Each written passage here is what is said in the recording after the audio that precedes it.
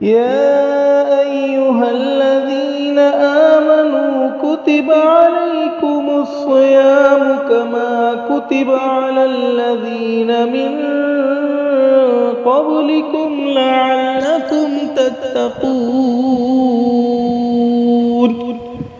أياما معدودات فمن كان منكم مريضا أو على سفر فعدة من أيام أخر وعلى الذين يطيقونه فدية طعام مسكين فمن تطوع خيرا فهو خير له وأن